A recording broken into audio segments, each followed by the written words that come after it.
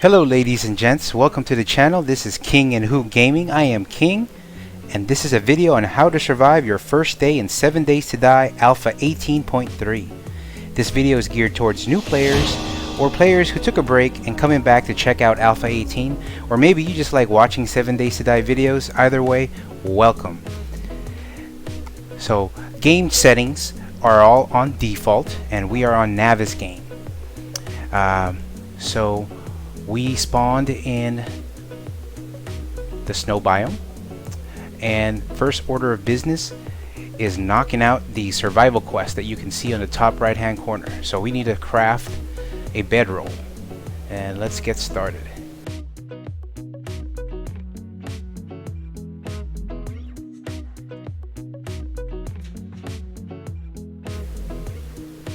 And that particular task is complete.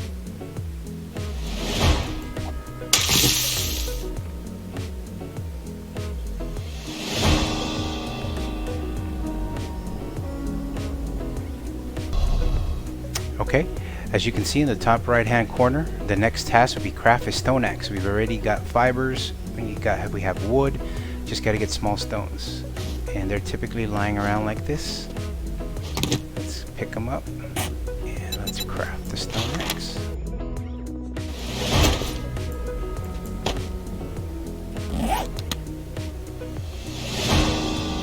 Need to gather more fibers for clothing.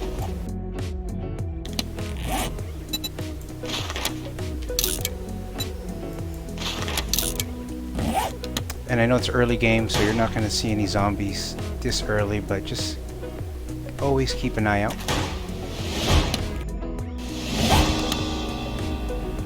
And loot as you go.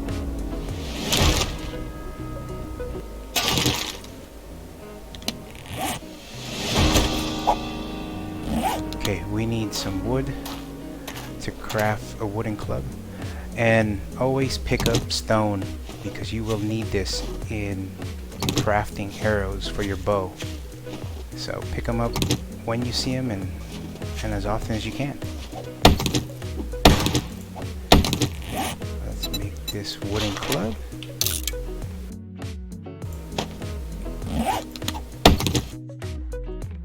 Let's just finish off this tree. Let's get some more fibers.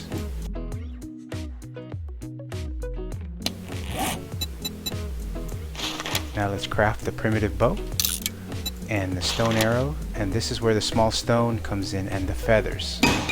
So let's make as much as we can at the moment and continue gathering stones.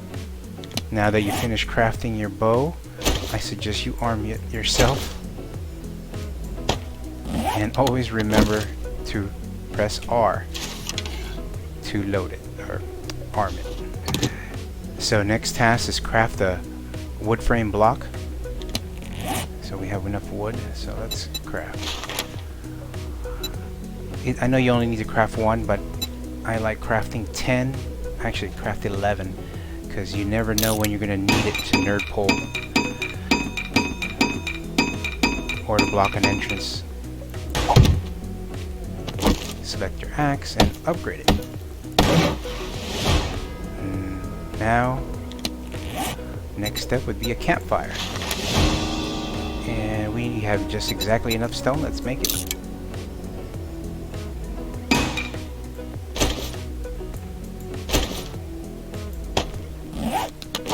And let's place that in. And we are done. As you can see, you get 4 skill points completing those survival tasks, so you need to knock them out quickly. You don't need to go to the trader that is 1 click away from us in order to get these 4 points, nor will you get additional points if you get down there. So which skills to choose? So based on experience, I typically go with cardio, because I do a lot of running, and this, if you get the hiker, you will increase your stamina regen by 10% by simply sprinting. So that's key, and I anticipate I will get hurt or injured, so I choose healing factor where you gain 1 HP every 60 seconds with natural healing. Now the other two, this is you know, you can always go your own way, whichever path you want to take, but this is just my preferences. I go with Sexual Tyrannosaurus because this reduces melee and tool stamina use by 5% and power attacks by 10%. So you don't get tired as much when you're fighting a zombie with using your melee weapon or gathering resources, chopping wood or mining. So that always helps early game. Now you can go with Master Chef, so you can start cooking food, or you just want to rely on whatever you find as you loot. I typically go down the 60 miner route, miner 69er. That way I craft better tools and I increase my tool damage by 10% and block damage by 30%. So those are the initial skill points I use. After you get your skill points done, I suggest that you immediately loot any POI near you, such as this one. Just because usually early game there are typically no zombies, but if there are zombies it's maybe 1 or 2, so it's something that you can totally handle at this point. And definitely gather more stone and feathers so you can make more arrows. That way you have ammo, and loot anything outside of it before you go.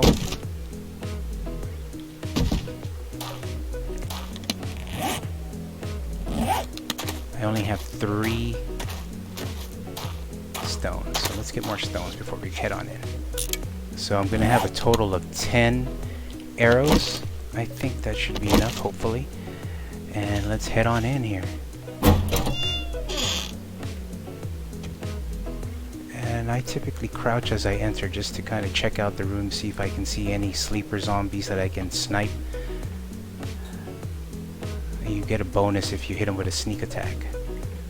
I don't see anything immediately, but let's check this main room first.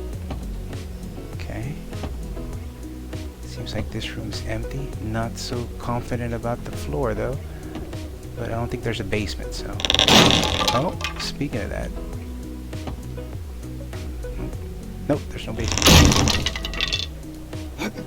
But it just creates a obstacle. So nothing in here. Nothing in the bathroom. Let's check the other rooms here. I hear a zombie. He might be upstairs. There he is. It is Mo.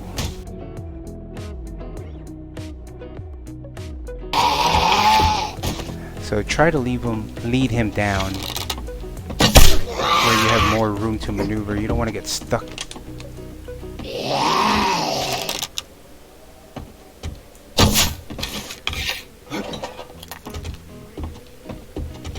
Here, let's lead him out. And be wary, they do have that burst of speed. Oh, I'm out of arrows, so time to melee. I was able to get 1 arrow from him. There you go. Done. Get your arrows back. You're able to salvage 4 arrows. Now let's start looting the POI. A few moments later. Okay, so this POI really didn't have much, but at least we got some experience points with killing a zombie. Now this is where you make a judgment call, because the trader will not always be this close. Oh nice, we got a cooking pot. That's going to be key when in order to make some food. So this already made it worth going to this POI because we got a cooking pot out of it. And always hit the frames, and always take the free wood. So because the trader is so close, I am gonna go check out the trader and loot on the way there. You can either set up your own base, like a little shack for the night, or you can take over a POI and make that your temporary base. Because the idea is just to get situated, you know. Before you can start looting and exploring, you want to get situated to make sure you have a place that you can be your safe haven for the night or for whatever. Store stuff. And that way, as you level up, you can certainly improve it or build your own base or take over another POI and make that your base. However you want to do it. A few moments later. Here's the trader.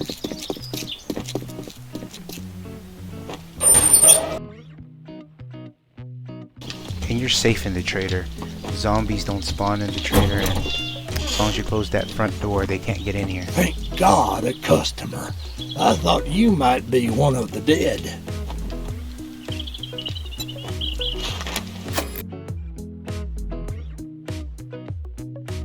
Pleasure doing business with you.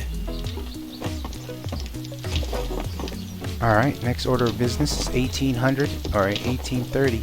So we need to find a base or make one for the night. Let's see what's around here. Let's head east because I know there's a small town down this road. Oh, and don't ever hesitate to make yourself a storage chest. Oh, check this out. There's a zombie fighting a bear. And the bear won. Look at that. Yeah, good for you. We're not gonna mess with him. So there's the light.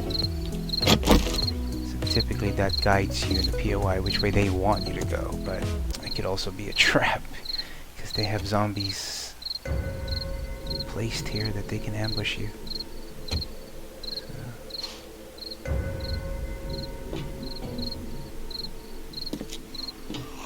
Zombie. We've awoken the dead. Where are they? Oh, there they are. Okay. So, let's lead them out.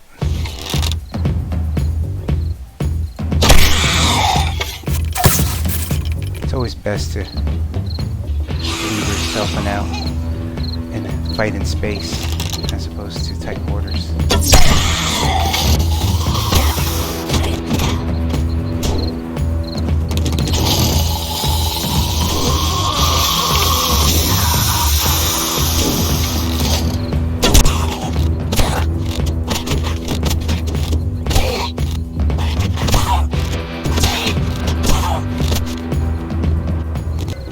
Any more up here?